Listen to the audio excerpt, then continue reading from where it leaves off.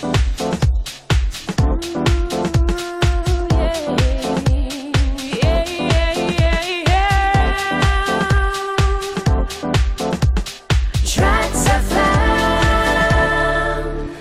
good afternoon. It's Kong Yu with you live in the studios of TRAXXFM. It is 12:12 p.m. on a Friday, March the 8th, which is, of course, International Women's Day as well. And the commemoration as well as the celebrations continue, with, of course, yet another phone-in guest. And on the line with me right now is the one and only and truly remarkable Yasmin Rashid, who is the founder of EcoKnights. And hi, Kong Yu. Hi, good afternoon. Good afternoon. Happy International Women's Day to you. Thank you so much. To you too. Thank you. Now I was saying, no, truly, I mean, you had a great example, I think, of a female who is aptly able to balance all the requirements that are pretty much thrown to you as a woman and as a human being, I have to say. So, thank you so much. I'm still trying to do that balancing act. Yes, we'll come to that in a bit. But speaking of which, what are you doing at the moment? Actually, I just finished a community meeting here in the DBKL, which is our monthly river community meeting. We're here to chart out what sort of public engagement we're going to do this year to increase more public awareness and appreciation for rivers in the city. Nice. Yeah. One of many initiatives that you guys are overseeing. Yeah, rivers are important. We need more Malaysians to be on board, Absolutely. Right. I was talking about the balancing act. I know you're a mother and you're, of course, the founder and the champion of EcoKnights and others as well. And lots of activities all year round. How do you actually strike that balance? I think that balance, I mean, when we hear the word balance, I think the general impression is you manage everything well. But I like to throw maybe a different definition of balance. I think everyone talks about work-life balance and having a balance of health and, exercise and spending quality time with your loved ones. I think balance needs to address a little bit about your personal and mental state as well. And that's the kind of conversations I've been having with a lot of women, because I get thrown that question a lot. How do you balance things, Yasmin?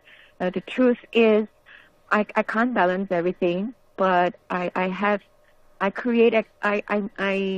expectations of what I can achieve within the time or within my capacity. That's how I view balance. It's not about doing everything at one time in multiple time frames, but it's really about knowing where your limit is. That's a good perspective. Yes and no, yeah. Yeah, so it's not about, exactly. In fact, it's quite a almost impossible job to balance everything at the same time. So you have to prioritize, isn't it? Yeah, because it gives you the illusion that so you're always trying to achieve balance. Well, actually, what is this balance that we're trying to achieve? It seems quite unachievable. But if you come to terms that, not to say there's no such thing as balance, but balance needs to be defined differently. Right. Then I think the perspective of how you take life is a lot different. And for me, it reduces a lot of unnecessary stress as well. And I've also come to accept balance, that balance changes over time. Sometimes you can have, say, friends, fitness, family all together packed in one day. Right. And one or two of the things have to be sacrificed today. So you make up for it in other days, And to me, that I think is something more easier to digest. And you don't get too hard on yourself. At the end of the day, when you go back home, you reflect, what have I done today? No one's made a superhero. No man is a superhero, no woman either. And then we strive to strike this. But so in this case for balance, I think we really need to take a step back and think, what does balance mean to me? And then redefine it for yourself. And I think your perspective will be a little bit more inclusive and maybe less stressful as well. Right. And what have you seen? What are the key challenges being female in your field? Yasmin, share with us. Some of the challenges I'm going to share with you, Kongyu, I think are challenges I don't see during the times of my grandmother or my mother. Wow. Because we talk about the present time, the kind of challenges we face with parenting, with income, with education, right? But when I look back at what I have now and what my grandmother had in the past, it seems like overall there is a significant improvement in the lives of women today. More people are getting educated compared to when my grandmother was in her young days. She's illiterate.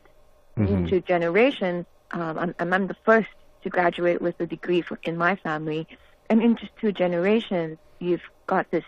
We are witnessing this shift. Right. Of course, number of children have reduced in the last 2 generations as well. But in general, I think the challenges we talk about today, if you compare it to 2 generations ago, it would sound like it's amazing progress for women. But having said that, I think the challenges we have today have evolved a lot too. One good example is a woman's relationship to work, to family, to your spouse, to your passion. I think these challenges are still very evident and very real today.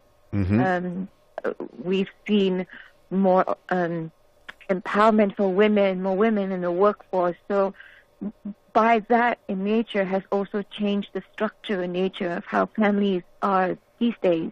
More working moms compared to maybe 50 years ago or 30 years ago. More influence of technology today than 20 years ago. So I think the challenge women face today is really about integrating all these new social norms and values we face. Right. Because the expectation of women is a lot different now. We are so inspired or empowered to do more, right?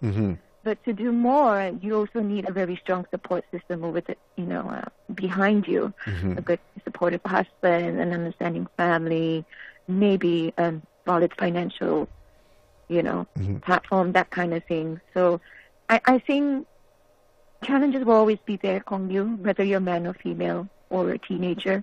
But the magnitude and the kind of challenges we face have changed a lot. And this is a very dynamic time for women as well.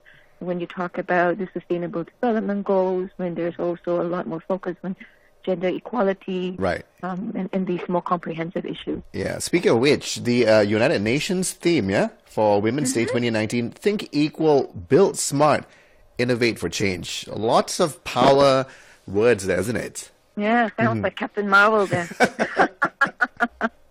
But very true, isn't it? It's equality. It is all about building smart, which is all the way I read it, it's about sustainable development and innovation.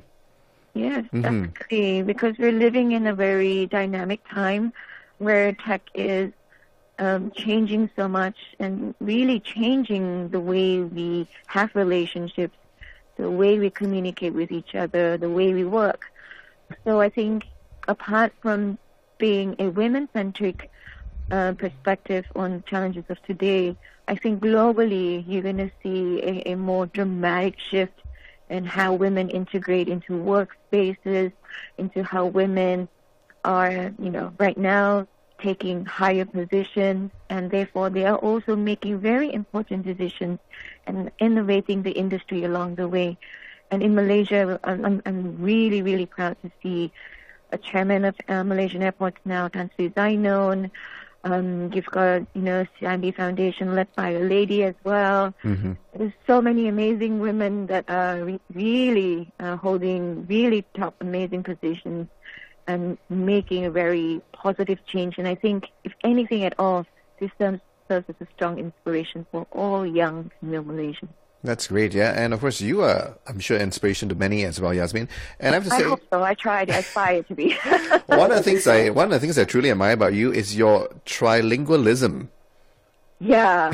I think, cultural intelligence, I think, is really important. I wish more Malaysians would embrace the multicultural aspects of the country. I love that. And, yeah. And see how much more advantages you can get And how people say if you master more than one language, immediately your level of engagement in the global context changes as well in terms of its dynamics. Yeah, absolutely. Yeah, and those of you who don't know Yasmin, she speaks fluent, perfect BM English and also Chinese. 廣東話. Cantonese. Yeah. Okay, well, awesome. Happy International Women's Day to you, Yasmin. Any wishes, any messages for everybody who's listening? Yeah, well, I like to wish all the women that are listening to TRAXXFM right now and happy International Women's Day. But I also like to wish, or at least to share, that I think every day is Women's Day because in my life, amazing women have inspired me and created the values that I embody today. And to you, Kong Yu, and all the other males listening in, I think behind every successful man is also a very important women in your life. So I think, most importantly, I like to thank all the mothers that are listening in because of you. That we are all here making a difference on this planet. Nice. Thank you so much, Yasmin. Thanks, Kong Yu. Yeah, you take care. All right. You too. Bye. All right, bye-bye. Yasmin Russian there, founder of EcoKnights, with me on a special International Women's Day 2019 feature right here on Momentum. Stay tuned. More coming your way, including music. Yes, right here, all the way till 2 p.m. today on Momentum. Good afternoon.